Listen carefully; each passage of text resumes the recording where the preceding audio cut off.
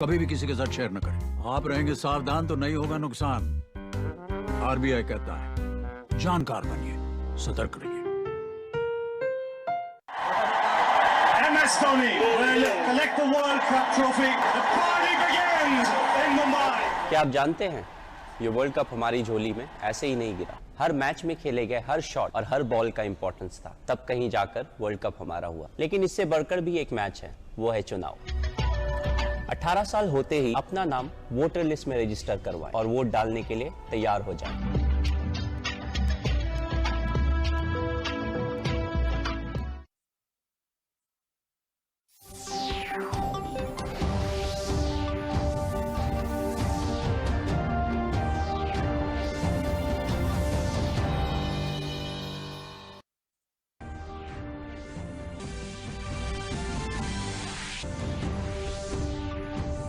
पर विचार के लिए सर्वदलीय बैठक की अध्यक्षता की। कहा सस्ती वैक्सीन को लेकर पूरी दुनिया की नजर है भारत पर। मुख्यमंत्री योगी आदित्यनाथ ने गोरखपुर में महाराणा प्रताप, महंत दिग्विजयनाथ और महंत अवैधनाथ की प्रतिमाओं का अनावरण किया। मुख्यमंत्री ने कहा, जीवन में आगे बढ़ने के लिए सकारात्मक विचार है जरूरी।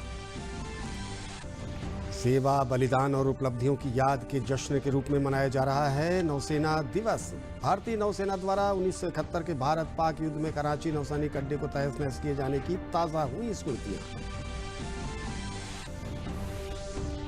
और देश और प्रदेश में प्रदूषण बढ़ा। वायु गुणवत्ता में गिरावट के चलते कानपुर देश के सबसे प्रदूषित शहरों में पहले स्थान पर और लखनऊ तीसरे स्थान पर हुआ दर्ज। नमस्कार, मैं हूं अनिल और अब इस बुलेटिन के समाचार विस्तार से। प्रधानमंत्री नरेंद्र मोदी ने कोविड-19 महामारी, वैक्सीन वितरण और देश में कोविड के बाद की स्थिति सहित विभिन्न चुनौतियों पर विचार विमर्श के लिए सर्वदलीय बैठक की आज अध्यक्षता की। वर्चुअल बैठक में संसद के दोनों सदनों के नेताओं ने हिस्सा लिया। बैठक में केंद्रीय मंत्री अमित शाह, राजनाथ सिंह और केंद्रीय स्वास्थ्य मंत्री हर्षवर्धन भी मौजूद थे।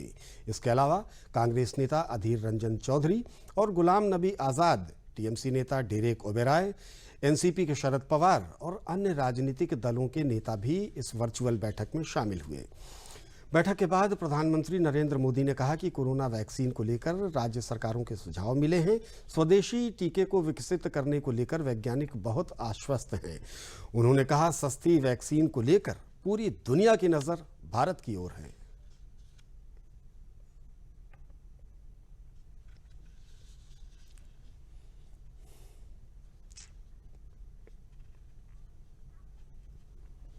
भारत के वैज्ञानिक अपनी सफलता को लेकर बहुत ही आश्वस्त हैं। उनका कॉन्फिडेंस लेवल बहुत ही मजबूत है जी। अभी अन्य देशों की कई वैक्सीनों के नाम बाजार में हम सब सुन रहे हैं, लेकिन फिर भी दुनिया की नजर कम कीमत वाली सबसे सुरक्षित वैक्सीन पर है और इस वजह से स्वाभाविक है पूरी दुनिया की नजर भारत पर भी है। प्रधानमंत्री ने यह भी कहा कि 8 संभावित वैक्सीन ट्रायल के अलग अलग चरणों में है, जबकि भारत की 3 वैक्सीनों का ट्रायल अलग अलग चरणों में इस वक्त चल रहा है। कुछ ही हफ्तों में वैक्सीन तैयार भी हो जाएगी। 8 ऐसी संभावित वैक्सीन है जो ट्रायल के अलग अलग चरण में और जिनकी मैन्युफैक्चरिंग भारत में ही होनी है। जैसा यहां चर्चा में भी बात आई, भारत की अपनी 3 अलग अलग वैक्सीन का ट्रायल अलग अलग चरणों में है। एक्सपर्ट्स ये मानकर चल रहे हैं कि अब कोरोना की वैक्सीन के लिए बहुत ज्यादा इंतजार नहीं करना पड़ेगा। माना जा रहा है कि अगले कुछ हफ्तों में कोरोना की वैक्सीन तैयार हो जाएगी। प्रधानमंत्री ने कहा कि वैज्ञानिकों से हरी झंडी मिलने के बाद टीकाकरण का अभियान शुरू कर दिया जाएगा। इसमें health care worker, frontline worker और कोरोना से जूझ रहे गंभीर मरीजों के साथ ही बुजुर्गों को प्राथमिकता के आधार पर वैक्सीन दी जाएगी।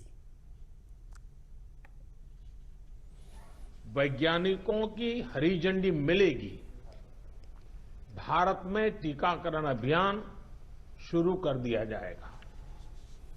टीकाकरण के पहले चरण में किसे वैक्सीन लगेगी, इसे लेकर भी केंद्र सरकार राज्य सरकारों से मिले सुझावों के आधार पर काम कर रही है।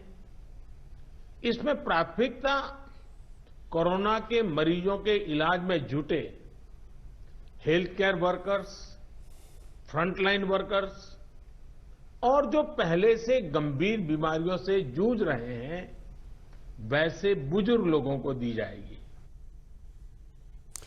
प्रधानमंत्री ने आगे कहा कि हमारे पास टीकाकरण के लिए बहुत ही अनुभवी और बड़ा नेटवर्क है जिसका लाभ उठाया जाएगा। साथ ही उन्होंने कहा कि कोल्ड चेन का भी लाभ उठाया जाएगा।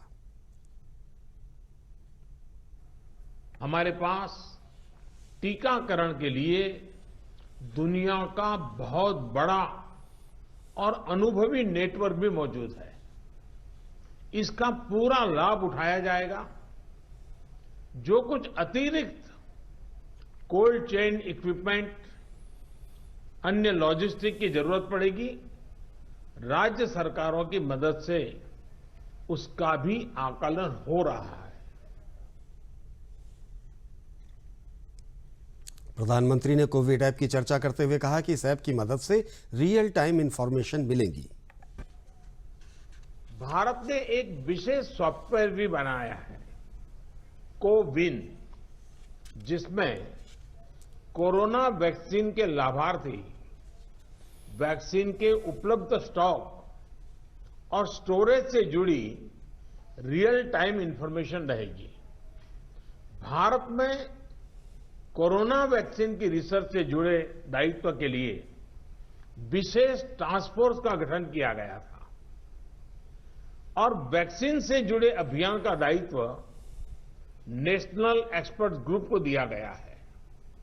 इसमें टेक्निकल एक्सपर्ट्स हैं, केंद्र सरकार के संबंधित मंत्रालयों और विभागों के अधिकारी हैं, प्रत्येक जोन के हिसाब से राज्य सरकारों के भी प्रतिनिधि हैं।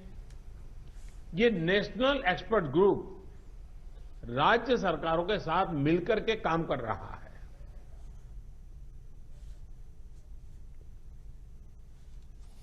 मुख्यमंत्री योगी आदित्यनाथ ने गोरखपुर में महाराणा प्रताप, महंत दिग्विजय नाथ जी महाराज और महंत अवैधनाथ की प्रतिमाओं का अनावरण किया। गोरखपुर में आज से लेकर 10 दिसंबर तक महाराणा प्रताप शिक्षा परिषद संस्थापक समारोह का आयोजन किया जा रहा है, जिसमें प्रमुख रक्षा अध्यक्ष जनरल बिपिन रावत भी मौजूद थे। मुख्यमंत्री योगी आदित्यनाथ ने इस मौके पर कहा कि जिंदगी में आगे बढ़ने के लिए सकारात्मकता बेहद जरूरी है।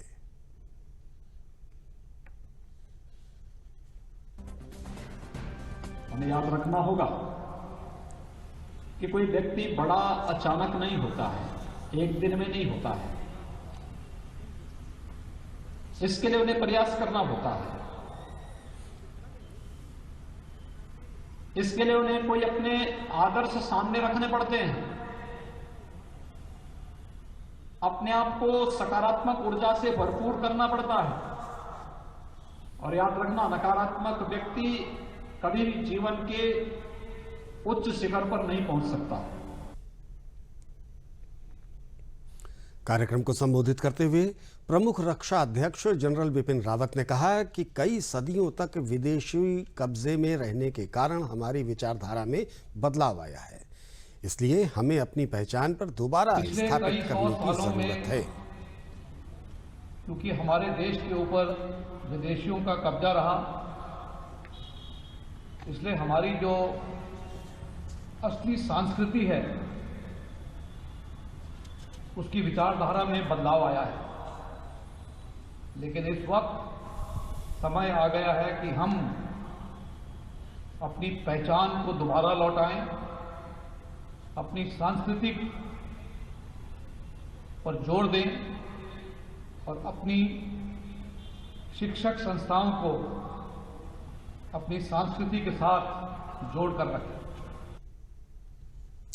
प्रयागराज पहुंचे उप मुख्यमंत्री केशव प्रसाद मौर्य ने पूर्व राज्यसभा सांसद चौधरी चुन्नी लाल की पुण्यतिथि पर उनके चित्र पर पुष्प अर्पित किए। इस कार्यक्रम को संबोधित करते हुए केशव मौर्य ने कहा कि चौधरी चुन्नी लाल जमीन से जुड़े नेता थे।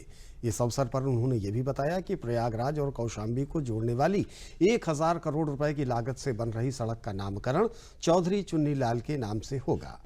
उन्होंने कहा कि प्रधानमंत्री किसानों के साथ हैं, उत्तर प्रदेश के किसान सरकार के साथ हैं। उन्होंने प्रदेश में फिल्म सिटी बनने से रोजगार में बढ़ोतरी की उम्मीद जताई। उप मुख्यमंत्री ने कहा, फिल्म उद्योग पर किसी विशेष राजनीतिक दल का अधिकार नहीं है और जहां पर भी फिल्मों के लिए संभावनाएं होंगी वहीं फिल्म सिटी विकसित हो जाएगी।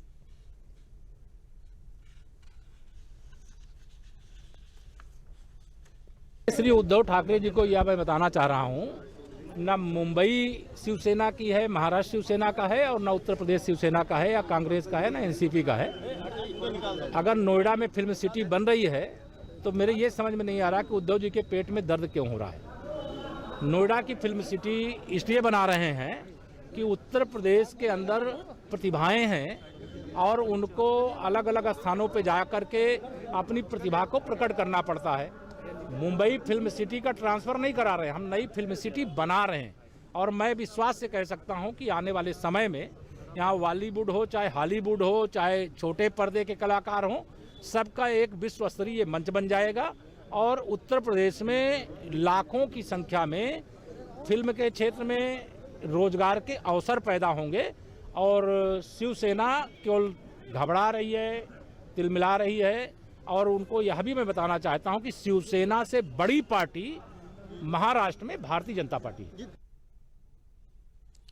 रिजर्व बैंक ने ब्याज की प्रमुख नीतिगत दरों को सर्वसम्मति से किसी भी तरह से बदलाव नहीं करने का फैसला किया है, जबकि ब्याज दरों को लेकर उदार रुख बरकरार रखने की बात कही है।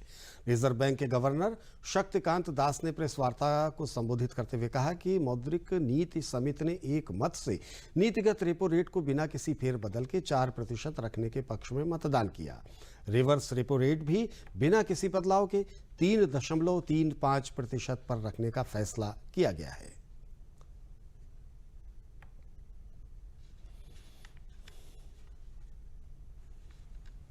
The MPC voted unanimously to leave the policy repo rate unchanged at 4%. It also decided to continue with the accommodative stance of monetary policy as long as necessary, at least through the current financial year and into the next year, to revive growth on a durable basis and mitigate the impact of COVID-19, while ensuring that inflation remains within the target going forward. Reserve bank governor ने 2021 के लिए वास्तविक विकास दर घटकर -7.5% रहने का अनुमान जताया है। उन्होंने कहा कि गांव में बढ़ती मांग और मजबूत होने की संभावना है, साथ ही शहरी मामलों में भी तेजी देखी जाएगी। उन्होंने कहा कि चालू वित्त वर्ष की तीसरी तिमाही में विकास दर सकारात्मक होकर 0.1% होने की संभावना है।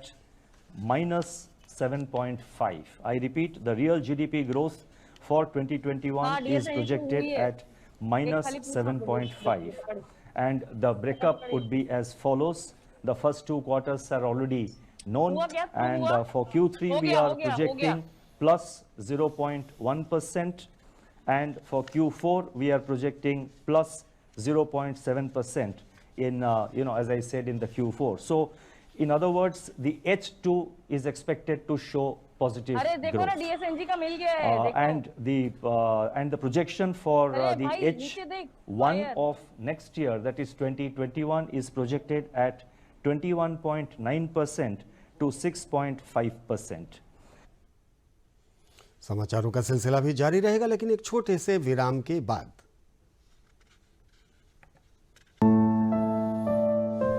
देखिए, बच्चा बीमार भी हो तो भी उसे टीके के लिए हर बार ले जाइए। अगर किसी वजह से दूसरी जगह भी जाना पड़े तो भी इसका ये जो कार्ड है, इस कार्ड को साथ ले जाए और टीके जरूर लगवाएं। 5 साल 7 बार छूटे ना टीका एक भी बार।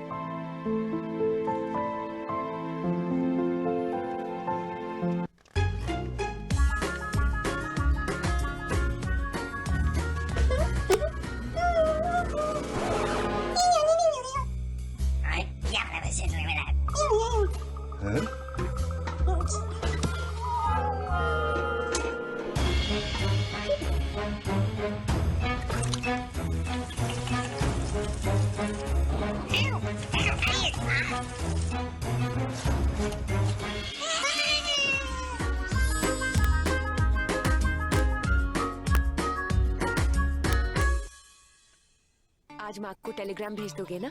मुझ पे छोड़ दो। अब तो हमारा परिवार पूरा है और बच्चे नहीं। मुझ पे छोड़ दो। पूरे परिवार का ख्याल तो हमें रखना है। तभी तो हमने निर्णय लिया है कि मैं नसबंदी करवाऊंगा। और मुझे पता है इससे किसी तरह की कमजोरी नहीं होती। ये नई तकनीक की पुरुष नसबंदी है, न चीरा न टांका, इसमें समय भी कम लगता है और कोई परेशानी भी नहीं होती। पति पत्नी करें विचार, स्वस्थ नारी स्वस्थ परिवार। विराम के बाद दूरदर्शन समाचारों में आपका एक बार पुनः स्वागत है। आज नौसेना दिवस है। आप सभी को उसकी बहुत बहुत बधाई। और अब पेश है नौसेना दिवस से संबंधित कुछ खबरें। इस दिन भारतीय नौसेना की सेवा, बलिदान और उपलब्धियों को याद किया जाता है। नौसेना दिवस 1971 के भारत पाकिस्तान के युद्ध में भारतीय नौसेना की जीत के जश्न के रूप में मनाया जाता है। 3 दिसंबर को भारत के एस बेस और सीमा क्षेत्र पर पाकिस्तानी सेना द्वारा हमला किया गया था। इस हमले से 1971 का युद्ध शुरू हुआ था। भारतीय नौसेना ने ऑपरेशन त्रिशूल के तहत पाकिस्तान के कराची नौसैनिक अड्डे को तहस नहस कर दिया था। इस ऑपरेशन की सफलता को ध्यान में रखते हुए भारत हर साल 4 दिसंबर को नौसेना दिवस मनाता है। इस मौके पर राष्ट्रपति रामनाथ कोविंद ने नौसैनिकों और उनके परिजनों को बधाई दी है। रक्षा मंत्री राजनाथ सिंह ने भी नौसेना दिवस पर अपनी शुभकामनाएं दी हैं।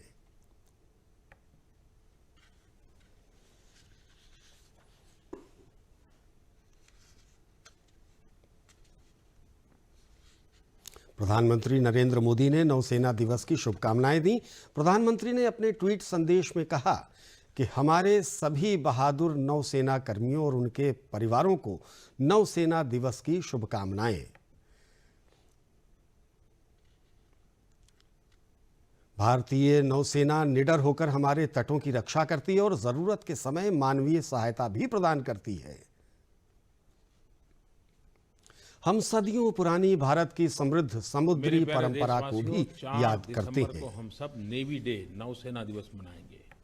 भारतीय नौसेना हमारे समुद्र तटों की रक्षा और सुरक्षा प्रदान करती है। मैं नौसेना से जुड़े सभी लोगों का अभिनंदन करता हूं। आप सभी जानते ही होंगे कि हमारी सभ्यता का विकास नदियों के किनारे हुआ है। चाहे वह सिंधु हो, गंगा हो, यमुना हो, सरस्वती हो। हमारी नदियां और समुद्र आर्थिक और सामरिक, स्ट्रैटेजिक दोनों पर्पज के लिए महत्वपूर्ण है। वे पूरे विश्व के लिए हमारा गेटवे है। इस देश का, हमारी इस भूमि का महासागरों के साथ अटूट संबंध रहा है। और जब हम इतिहास की ओर नजर करते हैं तो 800-900 साल पहले चौल वंश के समय चोल नेवी को सबसे शक्तिशाली नौसेनाओं में से एक माना जाता था। नौसेना दिवस पर नौसेना प्रमुख ने राष्ट्रीय समर स्मारक पर शहीदों को श्रद्धांजलि दी। इससे पहले एडमिरल करमवीर सिंह ने भारतीय नौसेना दिवस के अवसर पर एक संदेश साझा किया।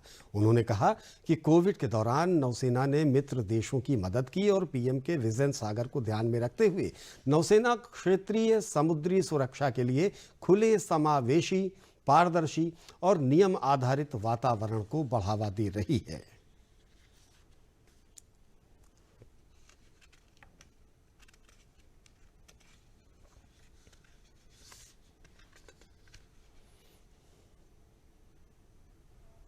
The Indian Navy plays a central role in safeguarding and promoting India's security and national interests in the maritime domain.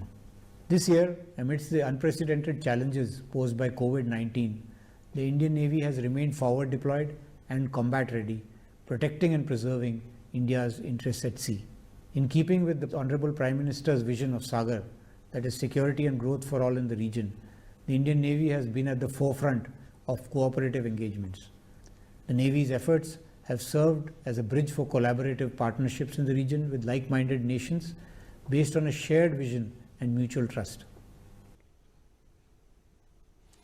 केंद्रीय सूचना एवं प्रसारण मंत्री प्रकाश जावड़ेकर ने भी नौसेना दिवस के अवसर पर ट्वीट संदेश साझा कर कहा, भारतीय नौसेना कर्मियों को उनके अदम्य साहस और वीरता के लिए सलाम।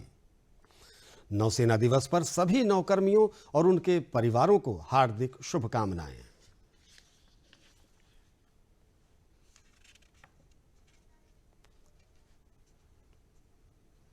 नौसेना दिवस की खबरों के बाद आइए लौटते हैं अब फिर से प्रदेश की खबरों पर। अपर मुख्य सचिव सूचना नवनीत सहगल ने बताया कि कोरोना संक्रमण से बचने के लिए सरकार द्वारा जारी गाइडलाइन का अनुपालन करते हुए प्रदेश में औद्योगिक गतिविधियों को तेजी से संचालित किया जा रहा है। उन्होंने बताया कि मुख्यमंत्री योगी आदित्यनाथ ने 3.5 लाख लघु, सूक्ष्म एवं मध्यम औद्योगिक इकाइयों को ऋण के रूप में धनराशि उपलब्ध कराई, जिनमें 3,24,000 नई इकाइयां शामिल हैं। उन्होंने कहा कि प्रदेश में रोजगार के अवसर बढ़ाने के लिए सरकार निरंतर प्रयासरत है।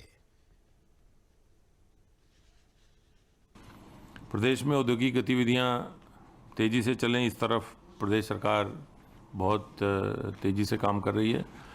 कल माननीय मुख्यमंत्री जी के कर कमलों से प्रदेश में लगभग 3.5 लाख MSME इकाइयाँ, जिनमें कि 3,24,000 नई MSME इकाइयाँ थी और शेष पुरानी MSME इकाइयाँ थी, जिनको कि उनकी कार्यशील पूंजी के आवश्यकता के अनुसार उनको धनराशि ऋण के रूप में उपलब्ध कराई गई बैंकों के द्वारा। तो अभी तक लगभग 4,37,000 इकाइयों को 11,062 करोड़ रुपए ये उपलब्ध कराए जा चुके हैं, जो कि MSME इकाइयाँ जो कि पहले से चल रही हैं, जिनको कि कोरोना के कारण कार्यशील पूंजी में समस्याएं आई थी। इन इकाइयों की समस्याएं, दूसरी समस्याएं जैसे GST का रिफंड है, इनके विभागों से भुगतान की समस्याएं हैं, इन सब को दूर करने के लिए हमने एक ऐप भी चलाया हुआ है MSMESathi.in। इस ऐप के माध्यम से हम लोग निरंतर अनुश्रवण कर रहे हैं बैंकों से भी, विभिन्न विभागों से भी, कि MSME इकाइयों की जो छोटी समस्याएं इस प्रकार की हैं, कार्यशील पूंजी की, GST रिफंड की, विभागों से भुगतान की, वो जल्दी से जल्दी दूर की जाएं ताकि सब अपनी सामान्य गतिविधियां पुनः चालू कर सकें। अपर मुख्य सचिव स्वास्थ्य अमित मोहन प्रसाद ने नियमित प्रेस वार्ता में बताया कि प्रदेश में कोरोना वायरस के संक्रमण के संबंध में 1985 प्रदेश की स्थिति इस प्रकार है, जबकि इसी दौरान 2,247 कोरोना संक्रमित मरीज उपचार के बाद पूरी तरह से ठीक होकर डिस्चार्ज किए गए हैं। इस तरह से अब तक प्रदेश में कोरोना संक्रमण से 5,20,637 मरीज उपचार के बाद स्वस्थ होकर डिस्चार्ज किए जा चुके हैं, जिसके बाद प्रदेश में रिकवरी दर बढ़कर 94.46% हो गई है। उन्होंने बताया कि प्रदेश में अब तक कोरोना संक्रमित मरीजों से 7,877 मरीजों की मृत्यु भी हो चुकी है। का प्रतिशत प्रदेश का इस समय 94.46% चल रहा है। 94.46% रिकवरी रेट है। संक्रमित लोगों में से अभी तक कुल मिलाकर 7,877 लोगों की मृत्यु हुई है। इस समय उत्तर प्रदेश में 22,665 एक्टिव इन्फेक्शन के केसेस हैं। इनमें से 10,653 होम आइसोलेशन में हैं और 2,135 निजी चिकित्सालयों में अपना इलाज करवा रहे हैं। देश में हर दिन कोविड-19 सैंपल की टेस्टिंग के रिकॉर्ड बन रहे हैं। भारतीय चिकित्सा अनुसंधान परिषद के अनुसार देश में अब तक कुल 14,47,27,749 कोरोना नमूनों की जांच हुई है, जिसमें से कल 11,70,102 कोरोना नमूनों की जांच की गई। स्वास्थ्य और परिवार कल्याण मंत्रालय के मुताबिक देश में कोरोना वायरस महामारी से संक्रमित लोगों में से अब तक 90,16,000 से ज्यादा मरीज स्वस्थ हो चुके हैं। पिछले 24 घंटों में 42,916 कोरोना मरीज ठीक हुए हैं, जिसके बाद देश में रिकवरी रेट बढ़कर 94.20% हो गया है। देश में कोविड से मृत्यु दर 1.45% रह गई है।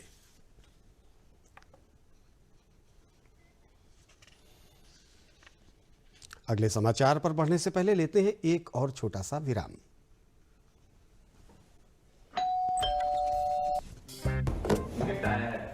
अरे वाह, लेजेंड की बैट, इससे तो मैं खेलूंगा।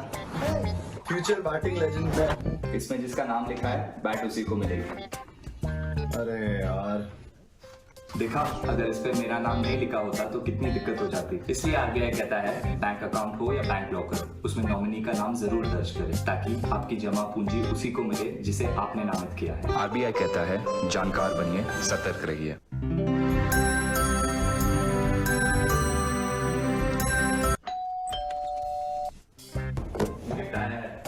अरे वाह, लेजेंड की बैट, इससे तो मैं खेलूंगा।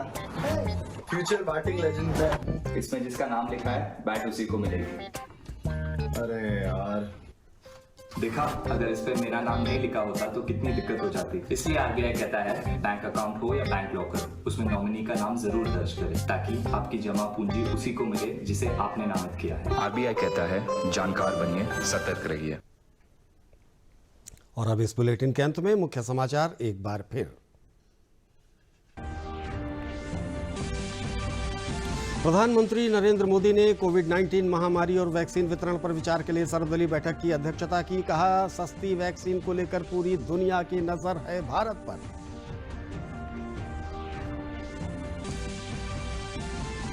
मुख्यमंत्री योगी आदित्यनाथ ने गोरखपुर में महाराणा प्रताप, महंत दिग्विजयनाथ और महंत अवैधनाथ की प्रतिमाओं का किया अनावरण। मुख्यमंत्री ने कहा, जीवन में आगे बढ़ने के लिए सकारात्मक विचार हैं जरूरी। सेवा, बलिदान और उपलब्धियों की याद के जश्न के रूप में मनाया जा रहा है नौसेना दिवस। भारतीय नौसेना द्वारा 1971 के भारत पाक युद्ध में कराची नौसैनिक अड्डे को तहस नहस किए जाने की ताजा हुई स्मृतियां। और देश और प्रदेश में प्रदूषण बढ़ा। वायु गुणवत्ता में गिरावट के चलते कानपुर देश के सबसे प्रदूषित शहरों में पहले स्थान पर और लखनऊ तीसरे स्थान पर हुआ दर्ज। हालांकि समाचार समाप्त हो गए, लेकिन जाने से पहले एक विशेष संदेश आप सबके लिए। कोरोना से बचाव के लिए नियमित आप हाथ धोते रहें और इसके साथ ही साथ जब भी बाहर निकले मास्क होना भी जरूरी है। और वो मास्क आपके जेब में या थैले में नहीं होना चाहिए, वो होना चाहिए इस तरह से आपके चेहरे पर। इसी संदेश के साथ मुझे दीजिए अनुमति। दूरदर्शन देखने के लिए बहुत बहुत आभार आप सबके प्रति। नमस्कार।